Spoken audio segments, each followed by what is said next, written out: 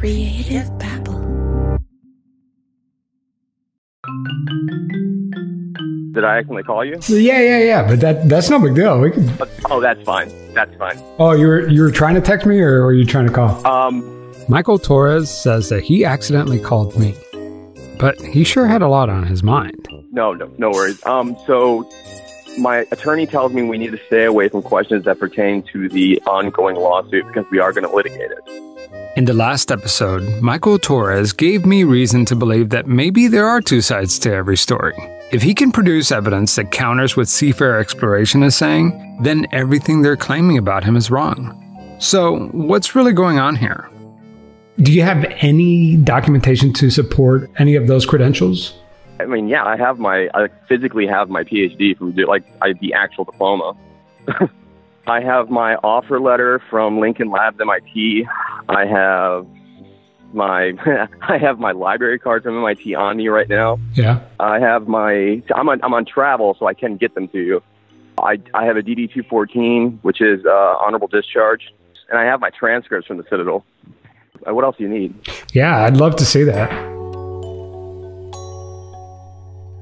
I have no problem backing up. You're still in Florida, though, right? No, I'm currently in Charleston. I'm heading back to Savannah for the rest of the day. So I found the pirate tunnels, and I found a pirate hand grenade in them. So I'm back, investigating that. Torres quickly changed the topic back to his adventurous life. If you're a little confused by this, you're not alone.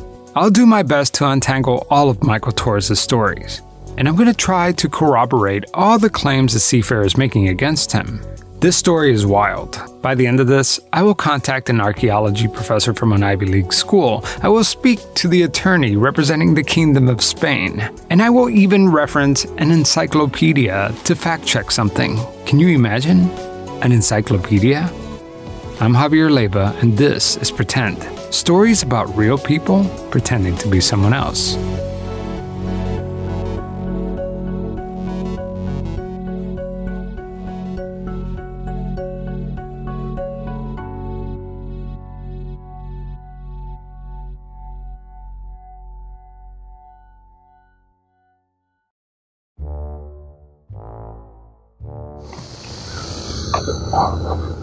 What you're hearing right now is Michael Torres traversing through a dense patch of overgrown grass, somewhere in Savannah, Georgia. The exact location, he won't say. And as he's walking around, he stumbles upon a black rock sitting above the ground. Torres grabs his knife and digs up a little white fleck embedded into the rock. It's a broken piece of ceramic, white with cobalt blue markings, about the size of a quarter. Ming Dynasty. There we go. That's Ming. Now we're talking.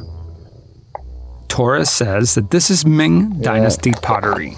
That's 1700s? During the course of this short video clip, he was able to find handmade bricks and what he says is colonial era glass shards. That is colonial glass.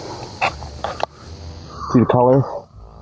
Yeah. That's what happens with age. Michael Torres is looking for a lost settlement that could date back to as early as the 1600s. Here's Michael Torres explaining to me the significance of what he found.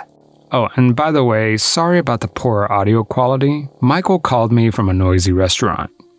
So, I'll give you the entire background story. There's an old Gullah Geechee legend of this map called the King's Survey. The Gullah Geechee people were taken from West Africa and enslaved in plantations around South Carolina, and one of the descendants, a woman named Isabella, helped raise Michael Torres. He says that she would tell him stories about a forgotten legend. It's called the King's Survey. It was commissioned by King George III. The King's Survey, according to Torres, is the most accurate map of the colonies ever created. And it was a legend. No one knew what happened to it because it was believed that the colonial government ordered it destroyed so it didn't fall into the hands of the British. I had never heard the story about the King's Survey, but then again, I'm not a historian. So I looked it up, and it turns out that the internet doesn't know anything about it either. We found it. We tracked down the descendants of the gentleman that was the surveyor in Richmond, Virginia. So why is this survey of the colonies so important? Torres believes that there are 2 lost settlements from this time period. If he can locate it, it would be a historical breakthrough. So Michael Torres says he went to the library and dug through land records, titles, grants to try to trace the origins of this document. Then it hit him. He logged on to Ancestry.com and he thought maybe if I can retrace the lineage of the man who created this survey, he can get more answers. Call it plain luck or amazing detective work, but after identifying 42 possible descendants, Michael Torres says he located a family member who inherited the King's survey. They didn't really know what they had, and we told them, and they're like, "Wow, that's really cool. What do you need from us?" I'm like, "Can I make a copy of it?" They said yes. So I did. I haven't seen this survey and I'm not a historian, so I can't verify if any of this is true. I reached out to historians who studied this time period, and they've never heard of the King's survey either. Frustrated by so much time wasted researching this, I called Michael Torres back to see if he can shed some more light on this King's survey. Did you go on Ancestry.com to track down the descendants? Is that what this is saying? Yeah. And the descendants of who? So they, let me see if it's okay if I tell them the name. Okay, so I don't have the King's survey and I don't have the name of the descendants, so all I have to go on is Torres' account of all this. But let's go along with this anyway. Now that he has the King's survey in his hands, he can begin searching for the missing colonial settlements. But in order to find it, he first has to reference places on the survey that still exist today. And there are 2 landmarks on that survey that still stand in Savannah today. And we use those to triangulate the position of those missing settlements, because the missing settlements are actually on the map. So are the 2 missing forts.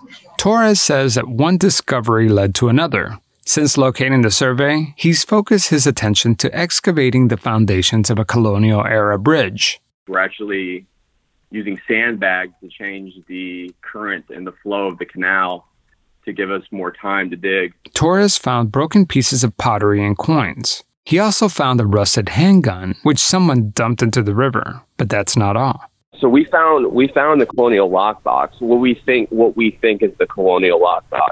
So we're going to get that excavated on camera.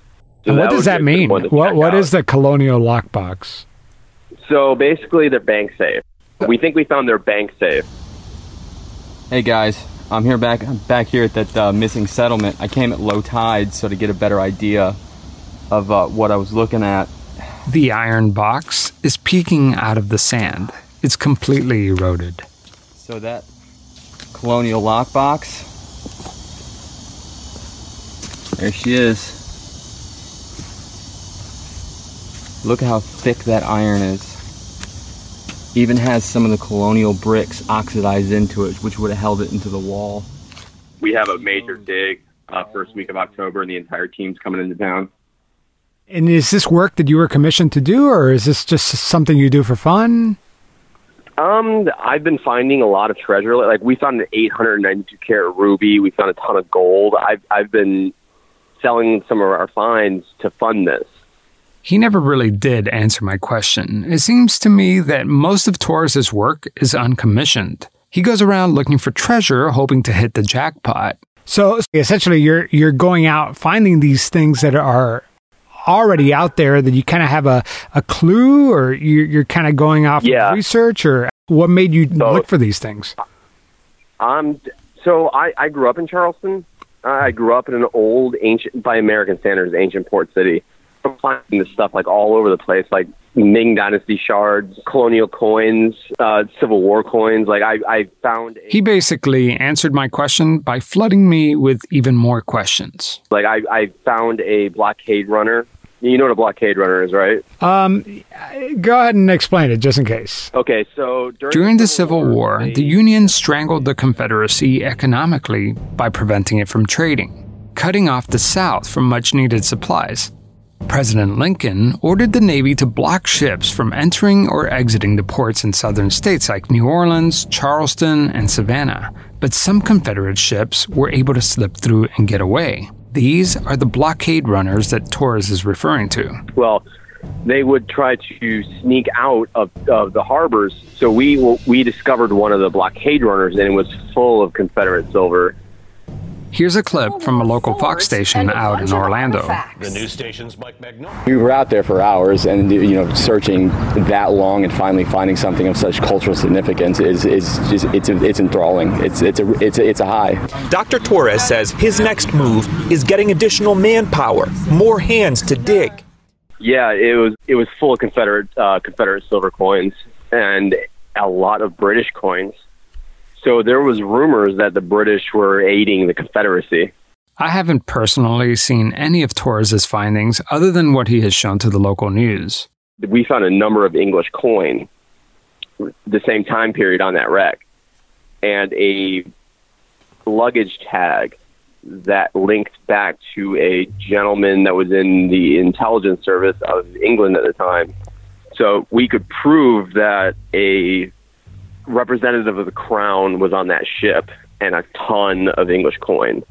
Also a ton of Confederate silver. I'm not a historian, but from what I can tell, officially the UK remained neutral during the Civil War. However, there is some chatter on the internet that some British elite may have supported the Confederacy, but I didn't get any substantial evidence to prove it one way or the other.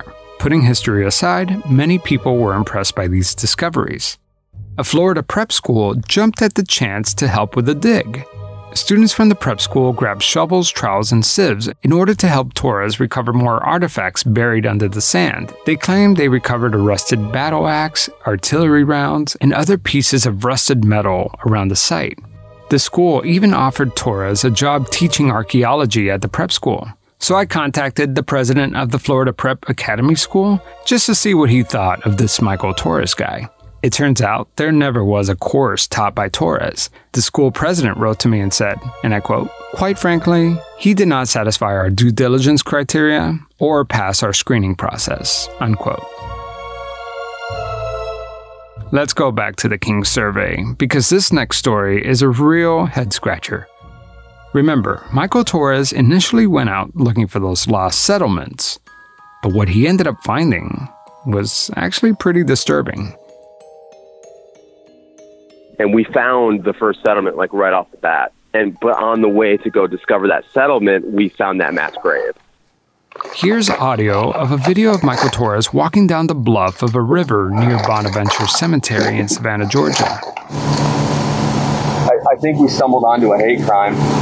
We found so far I'm up to 43 tombs that they etched off the names, they broke them out the names, and they all appear to be Jewish.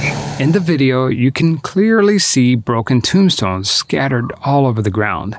Most of the graves appear to have Jewish names or are written in Hebrew. Oh my God, I'm standing on one. Oh, my bad. Oh, they're all around me. Torres appears shaken.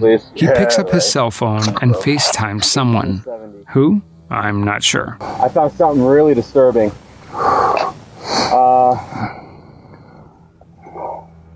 I'm just going to show you. I'm trying to get the word out. I don't know what happened here, but I'll let you see. We just found a graveyard, a Jewish graveyard that's been desecrated. I don't know what happened here, but I'm trying to get the word out about this. They're all Jewish. They all have Jewish last names. And it looks like they just threw them into the river. So you said you also found a mass Jewish grave. Where did you find that? Right behind, have you ever seen the movie Midnight in the Garden of Good and Evil? Yeah, it takes place in Savannah, right? Yeah. Bonaventure is Savannah's largest cemetery. It's 160 acres filled with history, beautiful sculptures, and draped in Spanish moss. The site Torres is searching is somewhere along this property. We stopped counting at 208 tombs. The earliest we found was 1827, and that was before Bonaventure was a cemetery. It was a plantation at that point. Torres and his cameraman continue walking alongside the river. They find tombstone after tombstone. Each grave marker appears defaced or partially destroyed. So far 63 tombstones and tombs that have been desecrated. It's crazy. And their names chiseled off. And they all seem to be of Jewish descent. Thrown into the river.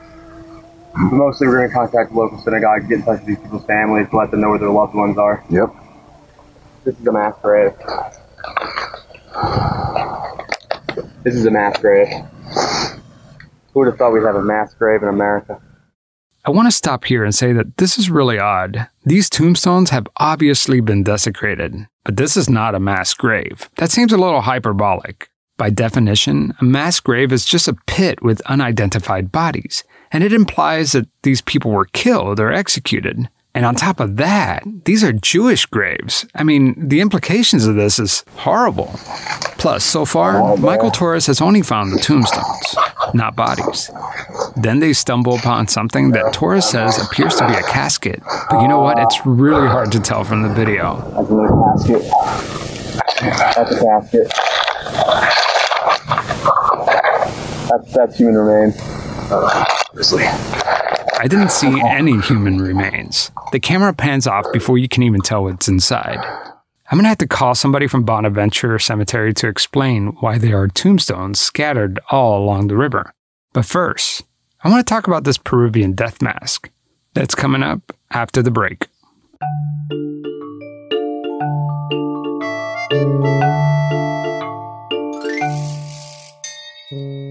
Let's go back to when Michael Torres was an engineer for Seafarer Exploration, way before the lawsuit. Remember the Peruvian death mask that Torres found buried in the beach? Well, I wanted to learn more about this. Torres tells me that that day it was pouring rain. The seas were too rough to explore, so the search for La Concepcion, the sunken Spanish galleon, was called off. Instead, Michael Torres decided that he was going to walk down the beach waving his metal detector in the middle of the storm. He wasn't looking for the Peruvian death mask. In fact, he says that was the last thing he expected to find. Michael Torres says that he was cold, wet, and shivering. But that didn't stop him. After 7 hours of searching, his metal detector finally gets a strong hit. He starts digging. Here's Michael Torres. Again, please excuse the poor audio quality. And I didn't know what it was at first until I cleaned it off. I thought it was just it was pinging on the metal detector, a very strange chirp. If a kid digging up a sandcastle, would they have been able to find it, or is it deeper than that? It was deeper than that. It was 7 feet down, but the conditions were such that most of the 7 feet of the layers of the sandy beach were just wiped away. So it was within range at that point of the metal detector. So it's been buried there for a while.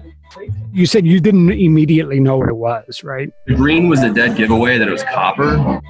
You couldn't really make out the distinctions of the details of the mask. You couldn't tell it was pre-Incan by just looking at it. But you could tell it was an interesting piece of metal because of the oxidation. The metal object buried underneath the sand was what Torres claims to be a Peruvian burial mask. The mask doesn't look the way you expect it to. It's pretty lightweight, thin, and flat. Even though it's broken in half, this piece of metal is very strong. Torres says that it's almost the strength of titanium. It's also quite large. The green disc is about the size of a large dinner plate.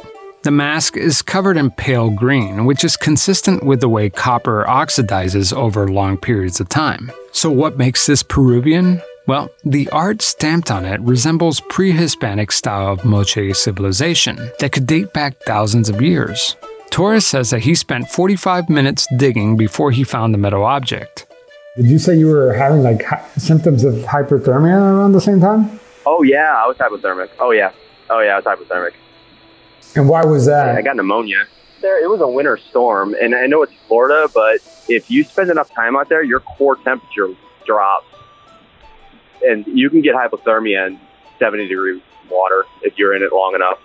So when you stop shivering, that's stage 2 hypothermia. That's start worrying when you stop shivering. So why were you looking for this if you were feeling so bad? Yeah, I don't give up. I don't give up. I'm on mission. It's gonna have to be a life-threatening injury to get me to stop, and you're gonna have to drag me out kicking and screaming. That's crazy. Most people will go to bed. Yeah. Keep in mind that Torres was working for Seafarer Exploration when he discovered the mask. I did this while I was working with him, but I went on my own. And the reason I did that is because I wasn't thrilled with the amount of progress that was being made on the site. They weren't going out there. They were taking in all of these funds to go out there and treasure hunt, and they weren't going. They had went out twice that year. So I decided that I was going to go out on my own after a storm or during a storm and see what I could find. And that's when I found it. New tonight, a rare piece of history washing up on the beach. It's an ancient mask, but there's more. You can't just pull precious metals out of your... Well, and that's what I was going to ask you. How do you fake a Peruvian burial mask? How do you fake... I had no idea. I didn't even know it was a thing until I found it. Right. I didn't know any of this. Okay. I thought it was a piece of the space shuttle at first because it reminded me of the density of titanium. Torres takes great pleasure knowing that he found this precious artifact when no one else could. He says he doesn't care what the haters say. Granted, I'm a pirate. It sounds pretty piratey to do that. All right, let's get to the bottom of this. Is the mask even real? Torres says it is, and he says that other people say it is too. Yeah, I mean, I know, I get why the media did what they did. It's a sexy story. But what they didn't say is that Harvard and Columbia University both looked at the mask and both said the exact same thing. Well, I was going to ask you about that. The Times said that those guys didn't, in fact. I got the email. Where I fucked up on the verbiage. So when I sent it to them, I sent them the pictures like, what the hell is this? And they were like, okay, what that looks like, and because of the iridium in it, and that was very important, the amount of iridium in it, and I can send you the case study. They said it was probably moche, so maybe between 2,500 to 800 years old. The moche was a pre-Incan civilization from Peru's northern coast. Originally, Torres claimed that the mask came from Machu Picchu. The problem with that theory is that Machu Picchu is in the mountains and nowhere near the northern coast of Peru. And on top of that, Machu Picchu was abandoned and wasn't discovered until recently. Torres also claimed that these university professors authenticated the mask, saying that it was indeed a real moche burial mask.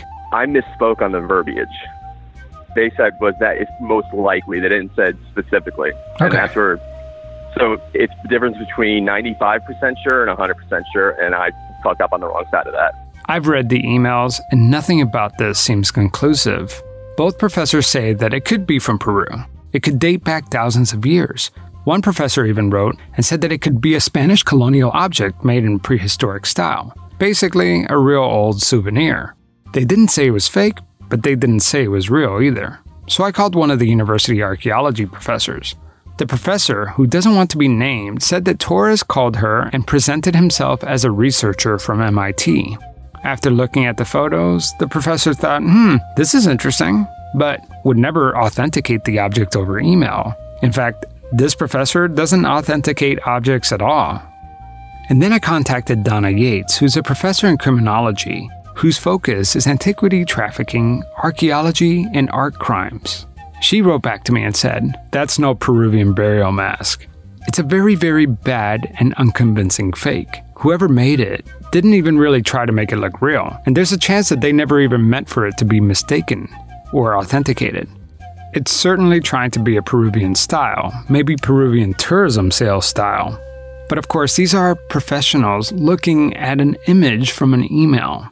Also, this quote-unquote mask is a flat disc shape. It doesn't look anything like a mask. So I asked that Ivy League professor why Torres keeps calling it a mask, and the professor was wondering the same thing. When I went back to Torres and asked him about this, he goes, oh, that's because another professor from Tulane referred to it as a mask. I'm not an archaeologist, nor am I an expert at pre-Incan art. He says he's just relying on the expertise of others. Michael Torres fully admits that he himself can't authenticate this mask, but Seafarer Exploration knew someone who could. Hello. Hi, John. This is Javier from the podcast. Yeah. Is this a better time? Yeah. So he took the mask to John DeBry. Yes, absolutely. John DeBry is the director of the Center of Historical Archaeology in Melbourne, Florida. You told me you were looking into, what was his name? Michael Torres? Michael Torres, yeah. What do you know about him? I actually know very little, except that when he claimed that he found this particular mask, he came to my place to authenticate it or to show me I guess. And at that time, I thought, well, it looks real enough. I thought, where did you find it? And I found it in 6 feet under the sand or something like that. And I thought that was very unlikely. Were you officially trying to authenticate it, or was he just casually showing you the mask? I looked at it, and to me, it looked good. Naturally, I had not looked at it with the computer, with analyzing the spacing between the dots and et cetera, et cetera. So I thought, well, it looks pretty good, but yeah, I had my doubt as to the find itself. Basically, so it was more of a casual examination. It wasn't like an official authentication. No, not at all. The only thing that I remember is that I looked in my library and I found something on pre-Columbian art that looked pretty close to what he had, and I said, well, if anything, it's moche. And he said, what's really? And I said, yeah, it's about 1,000 years old. And he thought, oh, gee. My wife is the only person that actually pegged him right after he left. She said, this guy's supposed to be from Harvard and MIT. And I said, yes. And she said, no way. This guy just does not seem to be the type of person that graduated from a Ivy League school. But in Torres' defense, John DeBry wasn't always dismissive about this mask. In fact, there's video of him holding the mask and confirming that he believes it could be real. When you look at the proximity of this artifact that you found with what we know is the proximity of a 1715 shipwrecks, most likely in Nuestra Señora de Concepción, that came from South America, it makes sense. Florida Today, a newspaper, reports that DeBry was the one who suggested that this object could be the top portion of a headdress from a burial site. Torres isn't making this part up. Let's play out the scenario of he finds this mask and it's real. Let's just say it is for the sake of argument. How would a mask like that end up in the coast of Florida?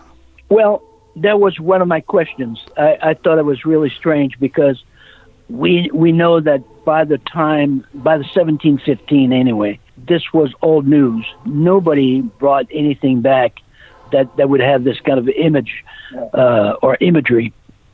I thought it was really, really strange that something like that would be on board a ship, a 1715 ship.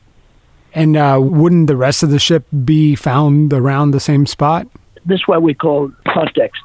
You would have something associated with the shipwreck not far or nearby. And again, his interpretation of saying that he had found this in so many feet of sand doesn't make any sense. It just does not make any sense. We imagined the scenario of the mask being real. Now let's imagine the scenario where the mask is not real. How would someone go about making such a fake artifact like that? It could have been a present or a souvenir that somebody bought and get it in seawater and make it look old. I don't know. All I know is that I've heard that a lab looked at it and counted the spacing. There's some kind of beads on the top, and the spacing of the beads was too precise, actually, to have been there by accident. And the person who did the analysis said there's absolutely no way that anyone could have spaced those beads that precisely. Almost like a machine made it? Exactly, yeah. It could possibly just be a rusty souvenir? Yes, absolutely. Yeah. Absolutely. Torres is frustrated by this because he says that at first, Seafarer Exploration and the other experts were excited about the mask. Now they're denying it's even real. And even DeBry said it on camera that is most likely from the Moche people. But you got to remember, DeBry, he's a state archaeologist, but he's also on Seafarer's payroll. He originally backed the findings of the mask, right? The way I understand it, and then he flipped. Correct. And why? What happened? What made that change? Money. When we come back, we're going to look into the financials of Seafarer Exploration.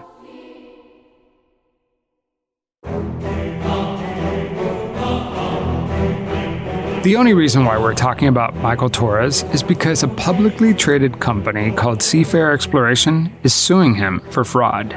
So right now, it's really just their word against Michael Torres. And I just assumed that because they're a publicly traded company, that they were legit. But when I saw their stock price, I was shocked. As of October 2020, their stock price is listed at 55/10,000th of a penny. I don't even know how to visualize how small that is for you. Basically, their stock isn't worth a penny or half of that. I'm exaggerating here, but it's more like it's worth a handful of atoms of a penny. That's how small it is. Seafarer Exploration is listed in the over-the-counter market, otherwise known as a penny stock. I'm not a financial guy, so this was news to me. For help, I reached out to my friend Marcio Andrade, who knows more about this stuff than I do. What is a penny stock? What is an over-the-counter stock? Because actually, I don't know anything about this. Yeah, no, that's totally cool. You know, at this point, I'm a pretty experienced investor, and all my stocks are either listed in the Dow or listed in the NASDAQ. But then you have this over-the-counter known as OTC, or you may hear terms like pink slips or pink market. So the over-the-counter is viewed as highly speculative, and these are typically companies that, for various reasons, are not able to be listed on the traditional exchanges. Some are legitimate, like, for example, I believe Nissan, I believe Nestle, obviously legit companies. They are listed in the over-the-counter market because they're foreign entities and they don't want to follow the reporting requirements that you would require for them to be part of a Dow or a NASDAQ. While that's true that there are legitimate reasons to be in the OTC market, there is a big number. I think there are like over 10,000 plus companies on the OTC market. And the challenge, though, is a lot of them are speculative or really shady. Right? They are companies under financial distress. I kind of want you to tell me about Seafarer from a financial point of view. Like, if you were going to buy this stock, like, tell me, is it a good stock? Is it a bad place to invest your money? So these guys, they are on the OTC, and it seems to me like they are spot on case study of a company, why that company is on the OTC, because they are under significant financial distress. In fact, I don't know how they're probably not going to survive past this quarter. If you go to the SEC and look at their results, this is amazing, dude. So if you look at... Show me your... can you share your screen? The SEC is where they capture all the companies that are public. This is amazing, right? So in the last 6 months, they basically shown income, a revenue of $4,200, but they have expenses of $1.2 million. And okay, I'm not a financial expert, but that doesn't make sense. No, it sure doesn't. And so what is interesting, obviously, when you ask me to take a look, I read who they are, right? And Seafarer is in this business, which is amazing, that they get licensed in Florida for a couple shipwrecks. And I'm assuming part of what they're telling investors is we may find millions, stick with us. Look at this. This is remarkable, right? They paid the last 6 months almost $600,000. So someone is probably making some good money there.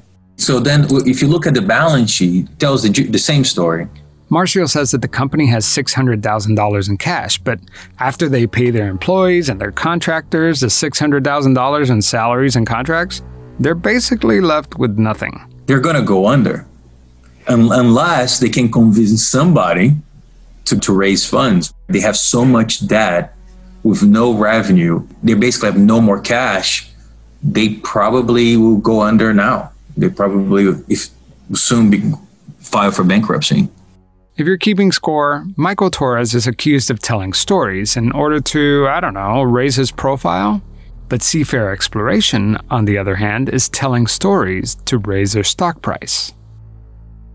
So here's the part where you may or may not have read. So you're just looking at Seafarer Exploration just by looking at their balance sheet, right? You're just looking at the numbers. And because you asked me, I purposely did not Google news, nothing. I have no idea. That's all I see.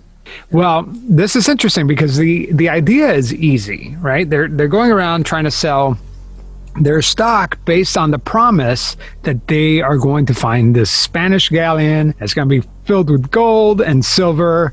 They're going to make a fortune, right? There are legitimate salvage companies out there that actually do find treasure and they sell it and they do make money. But would you be surprised to know that Seafarer has never found anything of value, ever? Yeah, I was looking back at their revenues over the course of, I think, back to 2007, and I didn't see any. Yeah, I wouldn't be surprised based on their financials, yeah. So why is that? What kind of company operates for 13 years without ever making money? I guess finding treasure is really not easy, but at some point, wouldn't you just hang it up? Why would anyone buy this stock? For that, I wanted to talk with a person familiar with the treasure salvage industry. This is Bradley. Bradley Farmer is a treasure hunting enthusiast. What's your background? Are you in the industry? No, been in construction. That was my career. But I am familiar with the industry. I have invested in a couple of stocks that their primary business is salvaging shipwrecks. Bradley says that Seafarer Exploration has had a few artifacts in their collection, but nothing to get excited about. A previous salvage company that they associated with found a rusted pistol that appears to be from the time period in question. They have a broken silver plate and parts of a cannon and a few cannonballs, but again, these weren't even Seafarer Exploration's finds. Bradley Farmer says that he's an investor in salvage companies, and the real companies have a long track record of finding treasure. Because they've had success, they've shown me what real salvers do. And what Seafarer is doing is a joke. So are these guys just really bad at finding treasure? Or is there something else? Spoiler alert, it's something else. It turns out that even if Seafarer Exploration finds La Concepcion, they can't do anything with it. The thing is, the state of Florida issue two types of permits, an exploration permit and a recovery permit. And the exploration permit, they'll issue all day long. If you find anything, it has to be left on the ocean floor. Not only is Seafarer Exploration not able to locate the treasure from La Concepcion, they can't even touch the treasure. You see, it's a lot more complicated than finding a treasure and then recovering it. They need a permit to recover the treasure. The way Bradley Farmer puts it makes me think that Seafarer Exploration actually has a better chance of finding Bigfoot than getting a hold of a treasure filled with silver and gold. And why is that? Well, because the treasure isn't theirs to have. According to Farmer, it belongs to Spain. Seafarer is claiming that they're going after one of the 1715 fleet ships. And Spain has signed a treaty that they won't do business with commercial salvers. You see, back in 2001, the Supreme Court of the United States ruled in favor of Spain after a treasure hunting company tried to recover 2 Spanish vessels. To learn more, I called one of the attorneys representing the Kingdom of Spain. His name is James Gould. I represented Spain to protect those ships from a treasure hunting group who claimed they had found them. So the idea that a treasure hunting group could find it and then pick up the children's toys, the wedding rings, all of these things from a tragedy and sell them was unacceptable to Spain, and the courts agreed.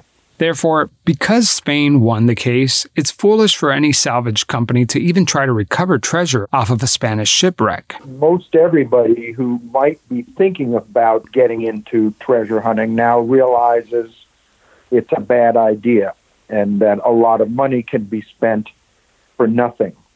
That the treasure comes from the pockets of the investors, not from finding and selling gold coins. And that's money that comes from foolish investors with sort of dreams of gold. Like you pointed out, these salvage companies, especially the publicly traded ones, are implying that if they find this treasure, your investment in this company will pay off in silver and gold, right? It's been a long time since I have seen any financial profits coming back from any treasure hunting venture. Yeah. And all you see are losses, and sometimes it's just amazing to see how foolish the pitch is from the treasure hunting company. So the company that claims that Michael Torres fooled them might actually be peddling fool's gold themselves. Here's Bradley Farmer again, the treasure hunting enthusiast. What do you think is their motivation for finding the Spanish galleon? Their motivation is to sell stock. The likelihood of them getting rights is slim to none. I mean, they have to know that. They're selling the idea of finding treasure. That's what they're selling. And by doing that, they raise money by selling shares or notes, and then they do paid promotions, and the guy they sold the notes to cash in. Farmer says that there are legit treasure hunting companies out there finding treasure and making money. It's just that Seafarer Exploration is not one of them. Here's how it works. Basically, they go after privately owned ships that sank, whose owner is no longer in business. In other words, they go after shipwrecks, not from Spain, that were abandoned by people who are no longer around to claim them. If a treasure company finds something, they go to court. If the owner doesn't show up to claim it, it's theirs. Seafarers, they've got a questionable past, and I've seen it firsthand. I've seen them threaten me. I've seen them threaten other people. It's like they want to control message boards. They want to control the message, and I get that, but show results. One of the few financial successes that Seafarer has ever had was when they hired Michael Torres. Before Seafarer hired Torres, their stock was at an all-time low. And after this appearance on the Investor podcast, their penny stock had a sharp spike increase. Here's Kyle Kennedy, the CEO of Seafarer Exploration, touting Torres around to investors. Dr. Torres, he is a brilliant scientist, and he's helping us develop state-of-the-art technology that will allow us to look under the sand and identify gold and silver. And he's physically building that for us right now. They touted Torres to the hilt. I mean, they played him up for all they were worth. I want to know, is Michael Torres legit? I don't know that he is. Yeah. I don't know. He does some videos, and it looks like he finds some stuff. But what do you say about some of these wild claims that he's making? I don't know. I mean, I don't know. I don't know. Yeah. When I talked to him for the first time yesterday, I mean, he just inundated me with information to the point where it was really hard to keep track because there's so much that he says he's involved in. He says he found the crown jewels of pre-Incan civilization. He found a missing settlement in Savannah, Georgia. Yeah. He's found a mass Jewish burial site. You know, like all these things. It's such amazing stories. Do you buy anything he's saying? I would like to see authentication. If I was a reporter, I would want to know somebody could verify it. Michael's told me this. I don't know. I mean, I don't know the man. It's funny because when I first started this, I really thought that maybe Michael, you know, I'm starting to think that maybe both sides are embellishing. Yeah, you got two bullshitters. I'm sorry. Yeah, I mean, that's kind of what I'm feeling. Farmer says that Torres was supposed to design the ship that was going to scan the ocean floor for silver and gold, but that never happened. Kyle Kennedy says that these lies set his company back, costing him money and his investors money. Right now, I feel like I'm back to where I started. Either Michael Torres is telling the truth and Seafarer is launching a smear campaign against him, or Kyle Kennedy and Seafarer Exploration are victims of a man who's accused of faking his credentials. Some are white lies, but others are just plain disgusting. like faking a military career for his personal gain. The point is that somebody here is lying, and lying about things that are easily verifiable. So the question remains, is Michael Torres really who he says he is? Or did Seafarer Exploration prop him up in order to raise his stock price? Next time on Pretend, I'm gonna get answers. Torres says that he has proof that this is character assassination, and I'm gonna talk to Kyle Kennedy, CEO of Seafarer Exploration, to get his take on all this.